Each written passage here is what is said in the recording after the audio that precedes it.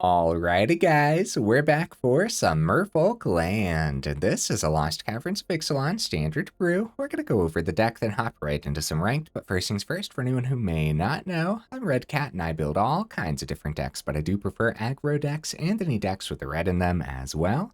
Also, we do have that Discord link as well as that Patreon link down in the description if you're interested in joining either of those up.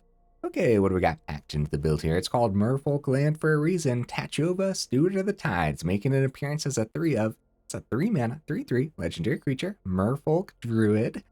Land creatures you control have flying. Nice. Whenever a land enters the battlefield under your control, if you control 7 or more lands, up to one target land you control becomes a 3/3 elemental creature with haste. It's still a land, so hopefully we're spamming enough land onto the board to actually make that ability worthwhile. Also, just giving like all of our creature land flying is actually pretty ridiculous, right? So we do have 25 total land in here. Maybe we want more. Look at that even split though. 57 blue, 57% green. Pretty cool, man. We do have plenty of ways to help slam land onto the board, like all 4 Blossoming Tortoise here on the top end. We see enough Tortoise, I'm actually not going to go over it, but it could also put some extra lands into the grave, which could be good. Maybe we can pick up some of those extra lands with Deeproot Wayfinder, which just so happens to be a merfolk. Yeah, you don't always hit a land on the Surveil 1, so having a little bit of extra lands in the grave could be really good. Actually getting this through for damage could be insane, although I feel like it doesn't happen very often, right? I feel like it happens more so often against us rather than us actually playing with Wayfinder and seeing that land. So also have more older merfolk in here with the Vodalian Hexcatcher as well. 2 mana, 1/1 with flash. Other merfolk you control get +1/+1. Sacrifice a merfolk, so it could be itself as well. Counter target non-creature spell unless its controller pays 1. Nice. We do have other counter spells in here to work alongside of Hexcatcher. Maybe keep that flash creature open with a Make Disappear, right? So we got a couple Make Disappears in here. We also have an Out of Air counter spell. Now, all of these can be your counter spell of choice. Trust me when I say I really don't know what counter spells to choose, as I do not play with them very often, but Out of Air seemed like a cool one to try out. So it's a 4 mana instant speed counter target spell. However, it costs 2 less to cast if it targets a creature spell. I don't know, it just seems really neat. Now it will still be double blue, and since this isn't just like mono blue, speaking of mono blue, yeah, I feel like this would be pretty solid in mono blue, right? As like a 2 of or something? I don't know, mono blue players, let me know. Let me know in the comments for sure, because I mean, I got to keep my eye out for it too, right? Make sure my own decks aren't getting countered too often. Now, with all these counterspells, we have some tempo play with Fading Hope. Bouncing some important stuff back to the opponent's hand is going to be key when we have no removal in here. So Fading Hope is like our only removal. All 4 of them. The Scry is awesome too. Scry works pretty well when you're exploring, so you could get something on top that like you can kind of have the Explorer go the way you want it to go, right? So we have all 4 Scouts in here. Another great merfolk, as far as I can tell, right? 1 mana, 1/1. When it ETBs, you explore. Nice. When you do explore, you reveal the top card of your library. You put that card into your hand if it's a land. Otherwise, this gets a +1/+1 counter. Then you can put that card back or put it into your graveyard as well. Cool. Got Jadelight Spelunker as X in a green. It's a 1/1, and then when it ETBs, you explore X times. So that could be pretty wild, man. If you got like X's 4 on this, especially since we got a good amount of ramp and hopefully we're getting a lot of land on the board in general. If you got like X's 4, I mean, that's kind of like exploring 4 times in a row. It seems really strong, right? Maybe you hit a bunch of land and you get a whole bunch of land into your hand. Now you thinned out the deck beautifully, and maybe for the next 3 turns, you're just ripping fire off the top. Maybe it's the exact opposite and you're looking for land and you're getting a whole bunch of counters on this while sending a bunch of stuff to the grave while searching for that land too. I don't know, it just seems like a solid card. Only a 3 of though for a good reason. We can't just play it as a 1 mana and still get that Explore, kind of like the Scout. So at its worst, I guess it's a 1 mana 1/1 or like a 2 mana for the same thing as the Scout, right? So yeah. Okay, what else do we got in here? Deeproot Pilgrimage to fit that merfolk theme. This is a 2 mana enchantment. Whenever 1 or more non-token merfolk you control become tapped, create a 1/1 blue merfolk creature token with hexproof. Cool. So whenever we attack, essentially we get a merfolk with hexproof. That could go a long way, especially if we get multiple of these on the same board state, right? But that being said, I don't think we want 3 or 4 of these, as I don't know, it just feels like, what if we put 4 of these in here and this is the only thing we see? And then our counter spells, and we don't get any merfolks? Then we're probably in trouble, right? Here's another non-merfolk card, a 1 of Slogurk. It just kind of felt right for this build. I don't know. We'll see if it does a thing. It's 3 mana, 3/3 trample, legendary creature. It's an ooze. Too bad it's not a merfolk ooze, right?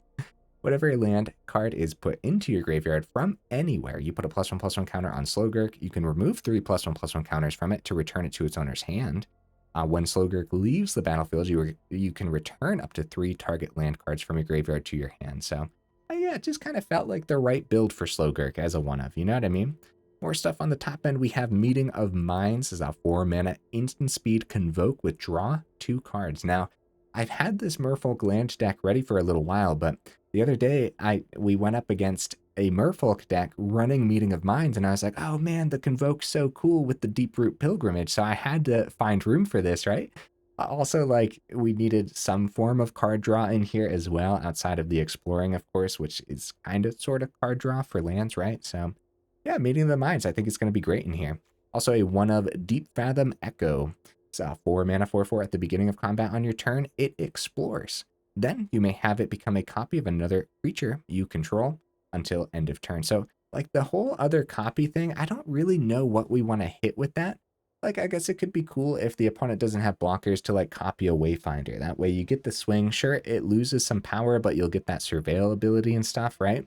Or maybe copy a Blossoming Tortoise. That's probably best case scenario, right? Copy a Blossoming Tortoise, get that ability twice with a swing. Could be really cool. Okay, even split in the mana base, rocking a Who Endures, a Soaring City. We got the rare land on the Cascade. We got the Vinestalk because powering up creature lands is going to be important. Got the Coast and a 1 of Sunken Citadel, which you get to choose the color as a ETBs. You can tap it for the chosen color, or you can tap it to add 2 mana of the chosen color. Spend this mana only to activate abilities of land sources, so that'll help us power up the Vinestalk a little bit easier. Actually really like Sunken Citadel. You guys will probably see it in a lot of my builds. Some honorable mentions, guys. I thought about Seed of Hope for the build. I thought about Chart a Course, since the plan is to be attacking every turn anyways. Also thought about Sentinel of the Nameless City. I think there's going to be turns and lines of play where, like, you go turn 2 Deeproot Pilgrimage into turn 3 Sentinel, but then when it comes time to actually attack with Sentinel, it's not tapping, which could be good with the Convoke of Meeting of Minds, but at the same time, like, that's asking for a lot, right? Although, like, overall, Sentinel of the Nameless City seems like a really strong creature. Just didn't make the cut this time around. Okay, guys, is that everything? All right, let's go ahead, take it into some ranked, and see how we do.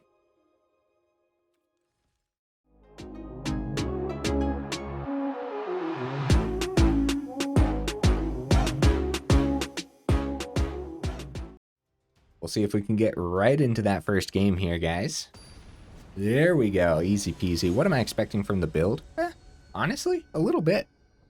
Last couple times I played with land style builds, or decks that specifically went for, like, land effects like Tatyova and stuff, like, they did really good, so I'm expecting a little bit here. Opponent goes first, unfortunately. Got our turn 1, turn 2, turn 3. Oh, Restless Vinestalk comes out tapped, though. Okay, we can make this work. We'll skip the Vinestalk for now and go right into our turn 1. Oh, another Vinestalk, wow. Get our Scout down, because we could see a land with it, too. Yeah, we do, untap source. So we do have our 1, 2, and 3. Raffine's Tower, number 2. Ew. Oh, I'm just realizing this was Cascade too. So if we didn't see that untap source, we didn't even have our turn 2, guys. So that was good. That was good to find. Okay, nothing for that 1 mana from the opponent. Dark Slick Shores. Celestis, huh? Okay. Is it Tatyova's turn or Slogurk? Both? Answer is both, right? No, it's Slogurk, because we might surveil the Wayfinder, or surveil a land off the Wayfinder is what I'm trying to say there. I don't know about the Fading Hope. Do I want this? Do I not want this? I guess I want this, because if they drop, like, Like, we don't have many answers against Shieldred. We might need a tempo play, right? They already have 5 mana too, so... Mightstone, oh, probably hit the Slogurk. Yeah, before that gets out of hand or anything, just get it off the board. I don't know what we're up against, guys. Esper artifacts, which would be a control build, right? So that could be really scary. So it's Vinestalk for the turn, unless we want to keep Fading Hope open and play around a board wipe. And to bounce one of our own creatures, I mean. But no, this should be fine. We don't have the 7 land on the board for Tatyova yet, so we don't do that beforehand. There we go, a little bit of ramp. Get in there, get in there. Ow. I guess, yeah, no, this is good. 1, 2, 3, 4, 5. Play our 6th land with Vinestalk, and then maybe ramp on Wayfinder. With Mightstone, Weakstone, and Celestis, I can only imagine it's going to be some kind of Esper artifact build, right? So if it is, if it's like a top-end artifact, Mightstone, Weakstone taps for 2 for that artifact. So they have a ton of mana then. They could play an 8-mana artifact, which would be the Cityscape Leveler. That would be really bad. Take out the Tatyova before we get to do anything cool. What do they want to do with this Teferi? Untap Celestis, untap a land. Probably gain life, first of all. Make sure they untap enough to take care of some creatures when it comes time. So 15. Realm Breaker. They still have 3 mana open, so spot removal is likely open. We want to take out Teferi. Swing, swing. Spot remove one of them. Maybe we bounce with Fading Hope at that point, right? Restless Vinestalk could be a key player here in making sure that Teferi dies. But I'm going to go for... I'm going to say no. I'm just going to go for the basic swings and see what they do, and then play stuff out of our hand instead. But yeah, it is 5 to power this up. Is this happening? Wow, Teferi's off this board, guys. But that's great news for us. Wayfinder doesn't get the ramp, unfortunately, but that's 1, 2, 3, 4, 5, 6. That's number 6. So next turn we'll start powering up land off of Tatyova. We control 7 or more. Playing around a board wipe could be okay. Let's do that. Let's pass it back. Keep Meeting of Minds open and Fading Hope open as well. Oh, milling us. Okay. Land, Tatyova land. They get to take one of the lands. Okay. Celestis gains some life, up to 15. Anyone's game for sure, but letting control live for this long is super scary, especially when we don't entirely know what we're up against. Found a white source here. All right. Meeting of Minds for 4 mana, draw 2. Oh, Blossoming Tortoise. Okay. Still have Fading Hope. That's his back. Spelunker. Okay. So land, power up an island, right?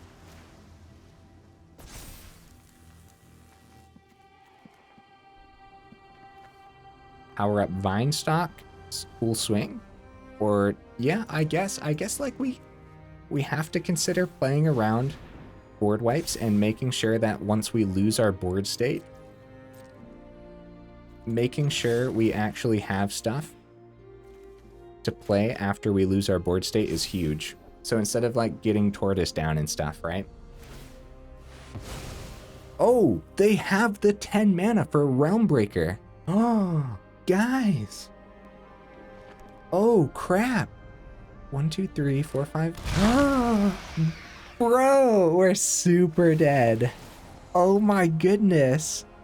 Sacrifice a non-token creature. I guess it doesn't matter, does it? It doesn't matter. This activates twice. We're going to get 2 land through in the air. Oh, crap, dude. Wait, how many times is... Oh, it's happening. Okay, okay. Elish Norn doubled both of them, so we're losing 4 creatures here. So we lose everything here then, because they can successfully... Oh, they're not going to double block because they don't want to... Well, that was awesome, opponent. Good game. I don't even think we can be mad about that, right? They got that 10 mana so fast.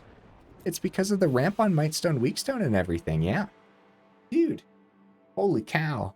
I was feeling pretty good, too. How about you guys? That came out of nowhere.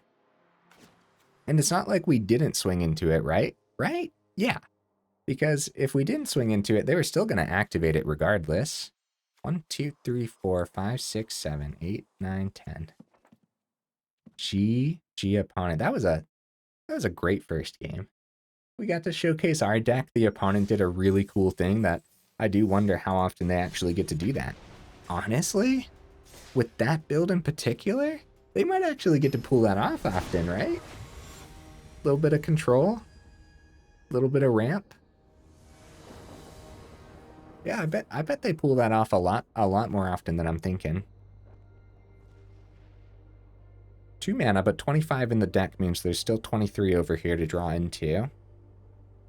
Opponent goes first. Have a little bit of tempo with Fading Hope. This is fine. I'm gonna go Fading Hope open over the turn 1/1/1. 1/1 does nothing, right? Forest open. Let's get that Wayfinder down. Tatyova comes down next turn, or we can go X's 2 on Jadelight, which is pretty good. Okay. Ooh, Cascade.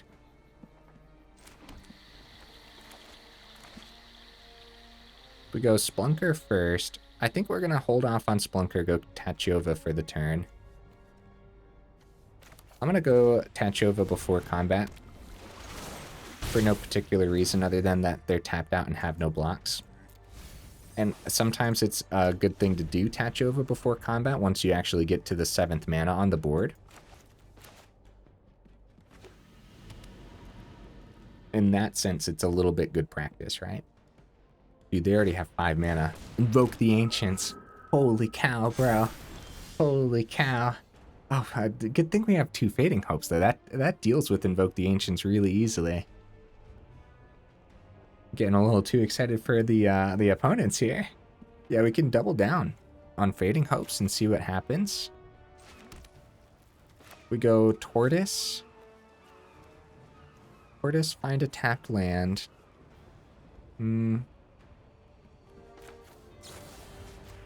Let's go for the Scry.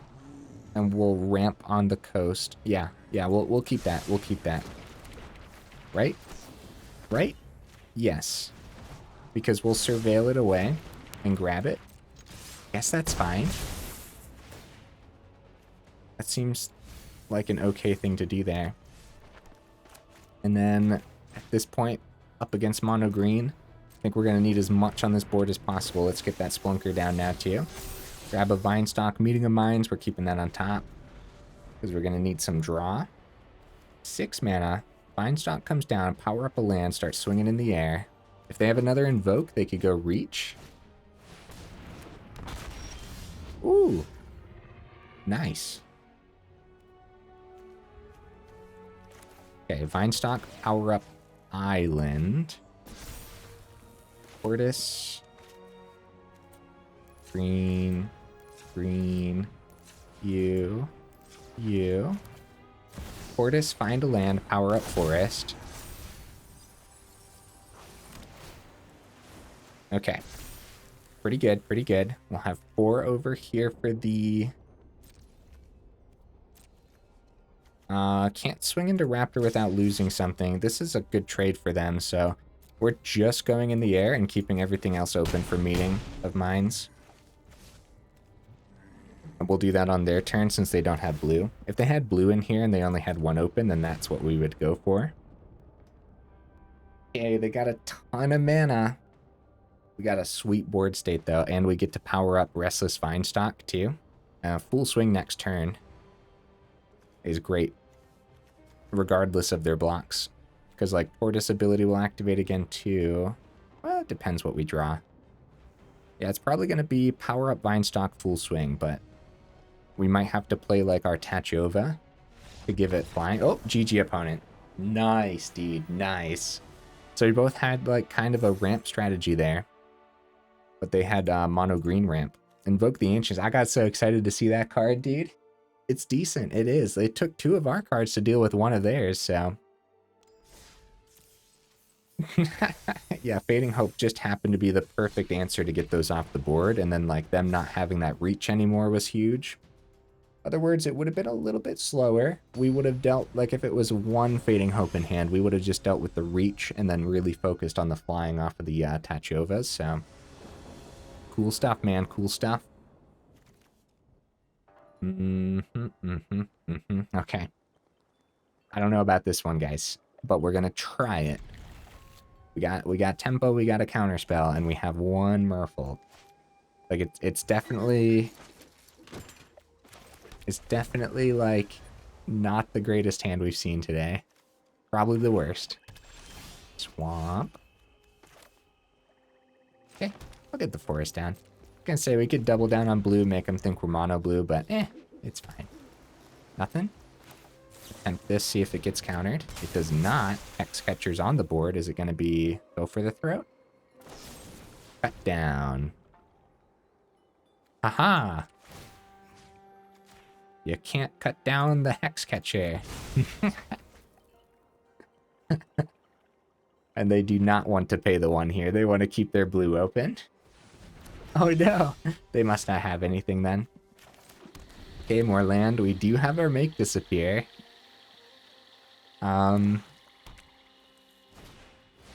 That's probably worthwhile, right? Yeah, maybe. Lord Skitter can be a problem. I don't know, that's like counterspells.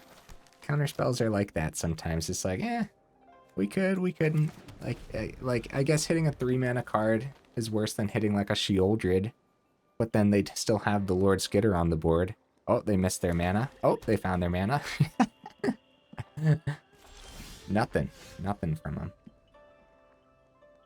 Okay, so we'll want to play land before to play around and Make Disappear here. Unfortunately, I'm feeling like this is going to be a go for the throat, but Fading Hope does target our own creatures too, so kind of sort of acting as protection, even though we'll have to replay it again next turn.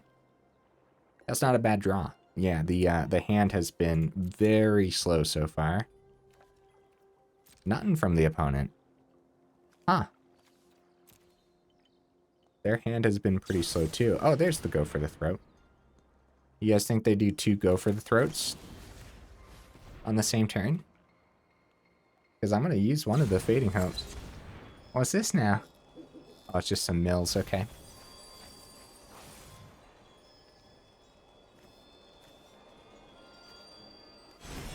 They grab. Is this a fairy build? Oh, Slogurk.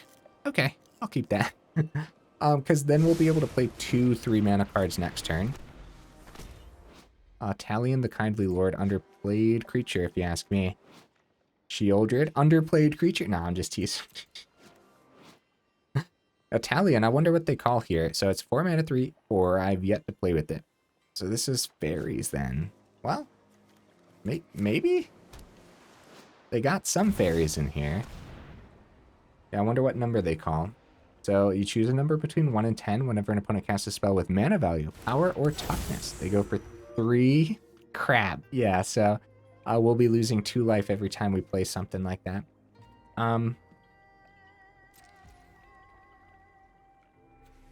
Tempo play. Let's do it. Aha, no spell pierce. Okay. Okay. 6th mana, Tatyova, Slogurk. Play these down before we lose a bunch of life from Talion and see what happens, because unfortunately their 3/4 blocks the 3/3s very well. So we need something terrific off the top here.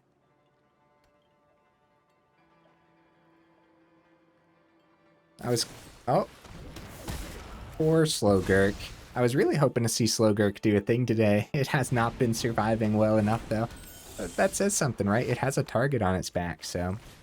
If we get a land to hand, that'll be our 7. It is a land. Power up a... Okay, that scared me because it took a second. It took a second to figure out what it was doing. That was a good draw. Really good draws. Meh.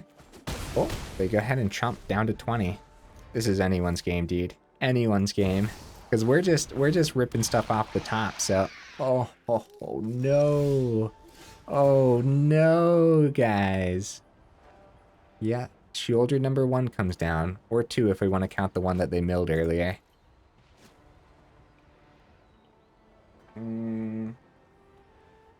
Wayfinder not getting through easy. I guess lands off the top would have been like best case scenario, right? While the Tatyova's there. Let's see if we can like get a no counterspell out of their hand or anything. So the problem is we're swinging for 3, but they're gaining 2 every turn. All while we're getting drained every turn too. So Shieldred locked down this lower board state. All we can do is fly. Fly in with our lands.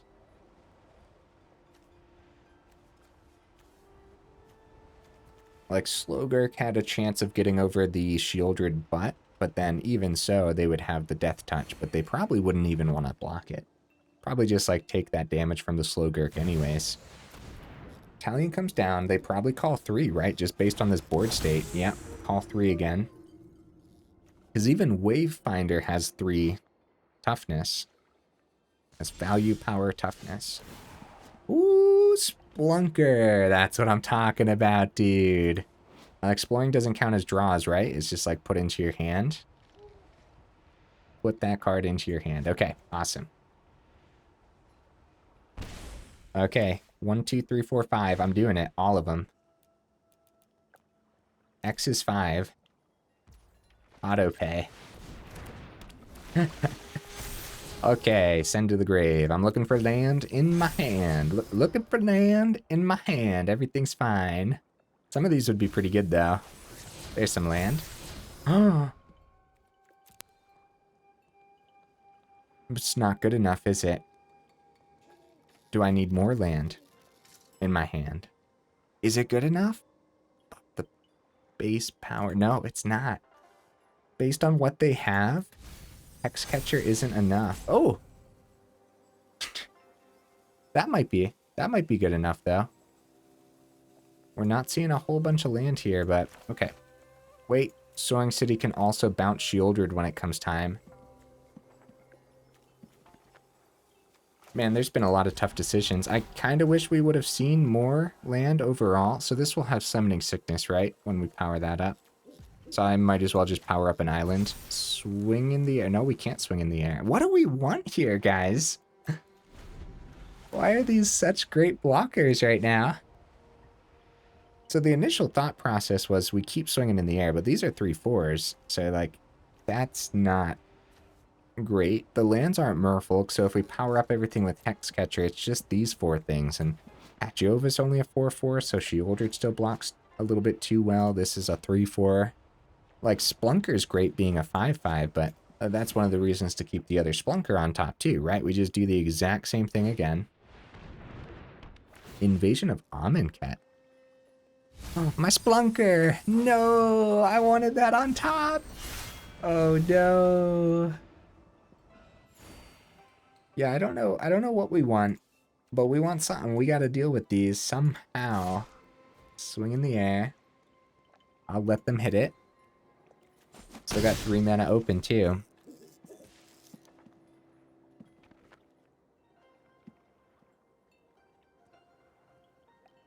We got a decent full swing now that they did that. Oh, they do get a chump blocker in the air. They're at 23. We're at 14. Land is good. Land isn't bad. We play land. Tatyova just being, dude, what a boss monster. Holy cow. People chump blocker on the ground. They got, if we swing here, they block there, they take an extra 1. Still gaining 2, not worth it, just keep blockers on the ground. Either way, Amonkhet flips next turn. Yeah, I think we still keep the 3 on the ground here. They chump there, take 9. Back up 1 though because of the lifelink. Back up 2 because of Shieldred, so they're going back up to 17 here. Brutal, dude. Okay, what do they grab off of the invasion? No removal for this Tatyova has been wild, man. Like, in a deck like that, the fact that Tatyova has survived this long is crazy to me. So they already have Shieldred. Both of their creatures on the board is legendary, so we're not going to be seeing either of those. It's just going to be... Oh! Since it's a 4/4 still, grabbing the lifelink is huge for them. Ito, draw a card for free, probably, right? That phases out. Oh, guys, yeah, the deep cavern bat having that lifelink. Ooh, deck opponent. Brutal stuff, man. Back up to 21. Phases out. Sunken Citadel. Again, like, seeing the land's fine, but the fact that we can't really swing, like, what would be a lot better is actually our Tortoise to buff these land, right? Full swing doesn't make a whole lot of sense now. I guess we call blue.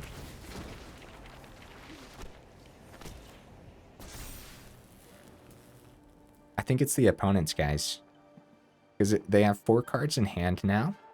If we just swing with our Jadelight Spelunker, then they don't even have to block it. Virtue of Knowledge. My apologies, opponent. I am thinking, buddy. So if we full swing, they can block Tatyova here. They go deep cavern bat, block a forest. They're gaining 4 back up to 25, and we definitely don't have 25 on this board. After the blocks, right? Okay. I know they're gaining 4, and then another 2 off Shieldred. But I suppose Wayfinder gets into 2. Okay, I guess it's just this, huh? Yeah, the lifelink bat is a little bit too much for us to handle. Going back up to 12, then back up to 11. I've mathed once in my life. Back up to 13 with Shieldred's ability. Man, we're plugging it through though, huh? Wow. I'm gonna gain even more off of Kaito with Shieldred though. Swinging with the bat instead of keeping it as a blocker. So we're on a 2-turn clock. Draw back up to 19. That's brutal stuff, man.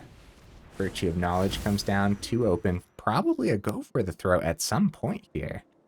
Italian blocks in the air, Shieldred blocks on the ground. They're safe. They're safe for the turn, for sure, right? 19. The best case scenario would be Tortoise. Tortoise, buff forests, buff the island, grab another land on Tortoise ability, power up another land with Tatyova. And now we have 4/4/4 lands, right? Yeah, Tortoise off the top might be enough. And then the opponent needs like no interaction. So we got 4 Tortoise remaining in the build, 35 cards. Guys, we might try it. It's 110% possible, man. You never know. Opponent, I'm on the edge of my seat, opponent, please. Please, opponent. Yeah, I really like the Deep Cavern Bat in this deck, though. That is so sick. Did we freeze, guys? Oh, there we go, there we go. It's a land. Wah, wah, wah, wah, wah, wah, wah. That's still, like, we're at 6. They swing in the air. Like, we have blockers. Taking 2 from Shieldred, too. No, yeah, we're dead. Let's do this, man. Let's do this full swing. Which forest? It doesn't matter. Let's just do a cascade. I was gonna say, let's make sure, like, it gains haste anyways? 7 or more lands. 3/3 with haste. Oh, my bad.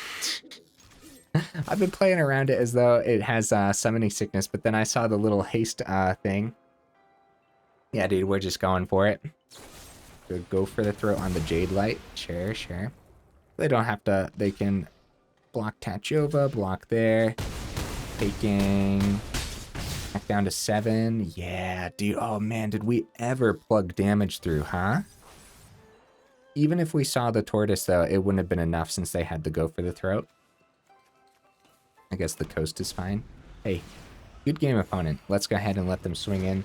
About 35 minutes into the video. Do we have time for one more? I'd like to, but I also have one more video to record today, too. And I do ramble in the final thoughts. I should probably go to the final thoughts. Ooh! We're drawing off of airtime. What if we found tempo there? There is a possibility.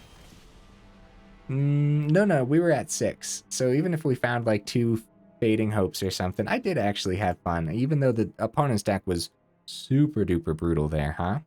Yeah, 36 minutes in, guys. Unfortunately, we should go into the final thoughts here. Ooh, what do I need for my quest? Creature spells, green and white spells. Oh, easy peasy, huh? Merfolk Land. Yeah, I like it, dude. It's technically not up my alley because, you know, aggro decks with red in them, right? But still, really fun. I like it. Is this a way to put merfolks together? I think so, actually. What could we use to make it a little bit more efficient? I don't know. The thing is, man, like, Blossoming Tortoise is such a strong creature. There's a reason why we're actually seeing it be played in a bunch of different builds, too. Maybe some more creature lands outside of the Restless Vinestalk. Like, if we go down a forest, go down an island, maybe we could go up, like, a couple foundries, right? If you go up a couple foundries, you're gonna run into specific issues with tapping the colorless, because you got like the double blue on Out of Air, if that came in play, right? You got double green on Tortoise, you got double green and blue on Tatyova. So if you see even one foundry, you're not gonna get Tatyova down on 3. Yeah, probably not then, right? That's pretty greedy. That is a very greedy line. There's going to be lines of play where, like, turn 2, you play a scout because you drew it, and then you're keeping Fading Hope open or something. So, like, again, Foundry would get in the way of that as well. Deeproot Pilgrimage didn't come into play today, but I think it would have. Meeting of Minds, maybe we want 3 of those. There weren't many cases where we would have liked to tap down our creatures, but there were some.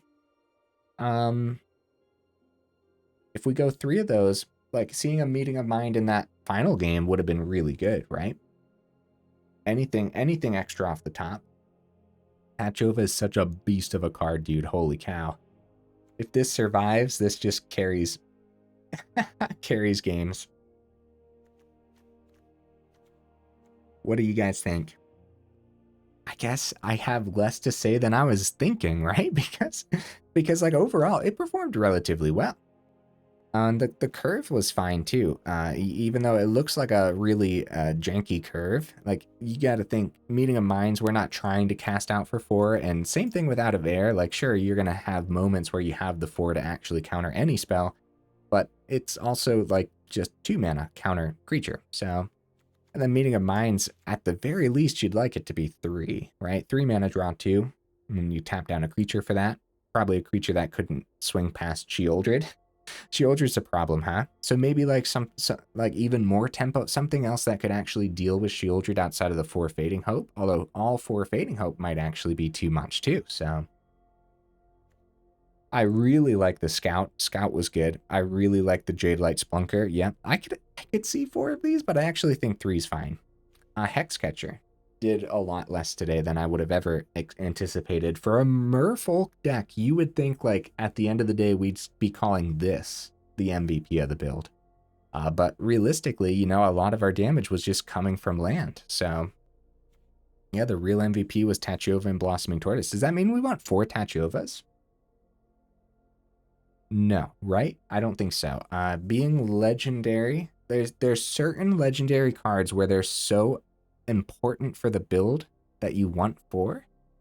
But in this deck in particular, it didn't feel like we were having trouble getting this and keeping it on the board too, right? Especially since we did use that one Fading Hope to bounce the Tatyova back that game, which really helped out.